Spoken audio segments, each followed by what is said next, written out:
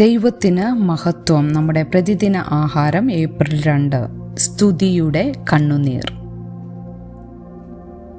യഹോവയുടെ വിശുദ്ധന്മാരെ അവന് സ്തുതി പാടുവീൻ, അവൻ്റെ വിശുദ്ധ നാമത്തിന് സ്തോത്രം ചെയ്യുവീൻ. സങ്കീർത്തനം 30:4. വർഷങ്ങൾക്ക് മുമ്പ് എൻ്റെ അമ്മ മാരക രോഗത്തിനുള്ള ചികിത്സയിലായിരുന്നപ്പോൾ ഞാൻ അമ്മയെ പരിചരിച്ചു. അമ്മയെ ശുശ്രൂഷിക്കാൻ ദൈവം എന്നെ അനുവദിച്ച 4 മാസത്തിനായി ഞാൻ ദൈവത്തിന് നന്ദി പറഞ്ഞു.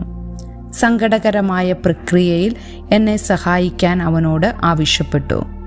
എൻ്റെ സമ്മിശ്ര വികാരങ്ങളുമായി മല്ലിടുമ്പോൾ ഞാൻ പലപ്പോഴും ദൈവത്തെ സ്തുതിക്കാൻ പാടുപെട്ടു.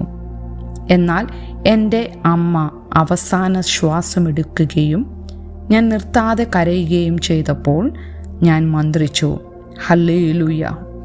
ആ സങ്കടകരമായ നിമിഷത്തിൽ ദൈവത്തെ സ്തുതിച്ചതിൽ എനിക്ക് കുറ്റബോധം തോന്നി. വർഷങ്ങൾക്കു ശേഷം 30-ാം സങ്കീർത്തനം ഞാൻ സൂക്ഷ്മമായി പരിശോധിക്കുന്നതുവരെ ആ കുറ്റബോധം നിലനിന്നു. ദാവീദിൻ്റെ ഭവന പ്രതിഷ്ഠാ ഗാനത്തിൽ ദാവീദ് ദൈവത്തെ അവൻ്റെ വിശ്വസ്തതയ്ക്കും കരുണയ്ക്കും വേണ്ടി ആരാധിച്ചു.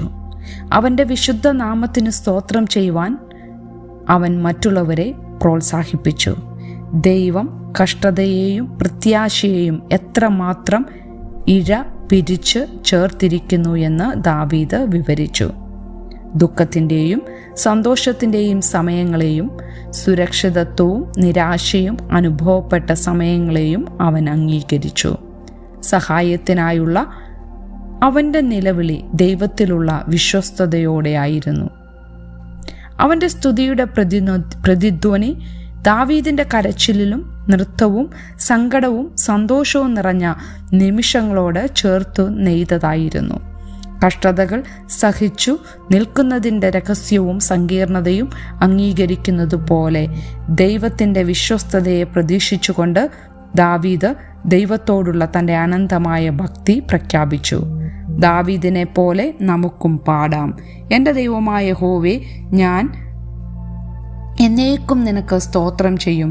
നാം സന്തുഷ്ടരായാലും വേദനിക്കുന്നവരായാലും അവനിലുള്ള നമ്മുടെ ആശ്രയം പ്രഖ്യാപിക്കാനും സന്തോഷകരമായ ആർപ്പുവിളികളാലും സ്തുതിയുടെ കണ്ണുനീരാലും അവനെ ആരാധിക്കുന്നതിന് നമ്മെ നയിക്കുവാനും ദൈവത്തിന് നമ്മെ സഹായിക്കാനാകും. ചിന്തിക്കുക, നിങ്ങളുടെ സമ്മിശ്ര വികാരങ്ങളുടെ സമയത്തും ദൈവത്തിൽ ആശ്രയിക്കാൻ ദൈവം നിങ്ങളെ സഹായിച്ചത് എങ്ങനെയാണ്? പ്രതിസന്ധികളെ കൈകാര്യം ചെയ്യുമ്പോൾ നിങ്ങൾക്ക് എങ്ങനെ ദൈവത്തെ സ്തുതിക്കാൻ കഴിയും? ദൈവത്തിന് മഹത്വം.